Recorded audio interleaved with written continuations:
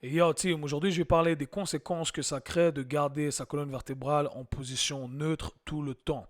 Alors souvent vous allez entendre les praticiens dans le monde de la santé, les professionnels dans le monde de la santé et du sport dire qu'il faut garder sa colonne vertébrale en position neutre, qu'il faut garder une bonne posture, qu'il faut garder un bel alignement, s'asseoir avec le dos droit. Et c'est souvent ce qui est recommandé aux patients qui ont des maux de dos, des douleurs à la région lombaire ou autre. Et je vais vous expliquer aujourd'hui pourquoi c'est un très mauvais conseil et je vais illustrer ça avec deux cas avec lesquels j'ai dealé personnellement.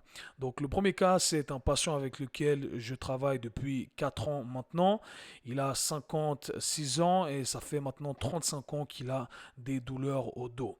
Alors, depuis ses premières douleurs au dos, on lui a recommandé de garder sa colonne vertébrale neutre tout le long. On lui a dit de ne jamais arrondir sa colonne vertébrale, donc de ne jamais faire une flexion de la colonne vertébrale. Et c'est un conseil qu'il a appliqué religieusement. Donc, quand je l'ai connu, eh bien, à chaque fois qu'il devait se lever du sol, il roulait sur le côté et pour se lever comme une tortue. Et pareil, quand il se levait du lit, tous les mouvements qu'il faisait, parce que c'est ce que les docteurs et les physios lui ont dit de faire en disant que voilà, c'était le meilleur moyen de protéger sa colonne vertébrale.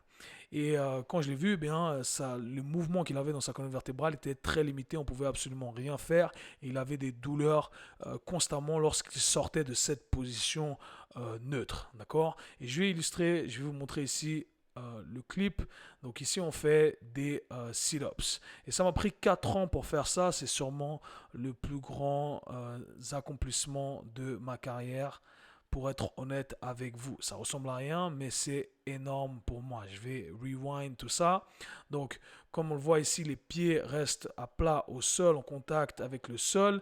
Donc, que la colonne vertébrale qui fait le travail. On voit les abdos qui travaillent bien, la phase excentrique et concentrique. Et bien, on voit la segmentation de la colonne vertébrale et tout est bien contrôlé. Et depuis qu'on arrive on a retrouvé cette amplitude complète à ce niveau-là de la colonne vertébrale, eh bien, on n'a plus de douleur, on arrive à faire des choses qu'on n'a jamais pu faire auparavant. Donc, super intéressant de voir ça. Ça m'a pris 4 ans avec pas mal de setbacks. On a eu des contraintes, bien entendu.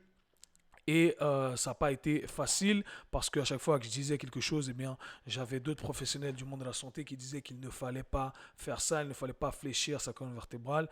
Mais heureusement, j'ai gagné à la longue et on voit que maintenant on arrive à bouger notre colonne vertébrale complètement. Et c'est un très gros accomplissement après 35 ans sans bouger sa colonne vertébrale. Donc le deuxième cas qu'on a ici, c'est un coach de basket qui est venu me voir et j'utilise donc une évaluation pour regarder la flexion de sa colonne vertébrale et l'extension de la colonne vertébrale. Et lui, pour ce cas ici, je vais mettre une pause, eh bien, on lui a dit, il a eu une opération à la partie lombaire suite à ses douleurs au dos, on lui a dit de s'opérer, et il a eu une fusion donc de L3-AS1, donc les dernières vertèbres de la colonne vertébrale, la première vertèbre du sacrum. Et on lui a dit depuis de ne pas bouger sa colonne vertébrale ou de la garder en position neutre, d'accord. Et il a appliqué ça religieusement également pendant ces 8 dernières années. Donc à chaque fois qu'il courait, qu'il se baissait, eh bien, il gardait la colonne vertébrale neutre. Et encore une fois, je vais vous expliquer pourquoi c'est un très mauvais conseil. Alors ici, j'essaie de regarder l'amplitude de mouvement qu'il a, ce qui est les degrés de liberté de mouvement qu'il arrive à exprimer avec sa colonne vertébrale. Et on voit que, eh bien, il n'y a pas grand-chose, d'accord. J'essaie de voir comment, à quel point il arrive à segmenter sa colonne vertébrale et il n'arrive pas du tout. Et vous n'avez pas le son malheureusement, mais c'était vraiment pas facile. Et là, on va regarder, on arrive au niveau des cervicales, au niveau de la nuque. Et vous voyez, je demande de faire une extension complète des cervicales. Alors, une personne normale devrait arriver à ramener ses cervicales loin vers l'arrière. Et lui, c'est tout ce qu'il arrive à exprimer ici, dû au fait qu'il a gardé sa colonne vertébrale neutre tout le long. Donc toujours tout droit. Et malheureusement, quand on n'utilise pas quelque chose, eh bien, à cause de l'entropie, les lois de la thermodynamique, eh bien, on perd la capacité d'exprimer ces mouvements dans l'espace. D'accord. Donc si on n'utilise pas, on perd tout ça.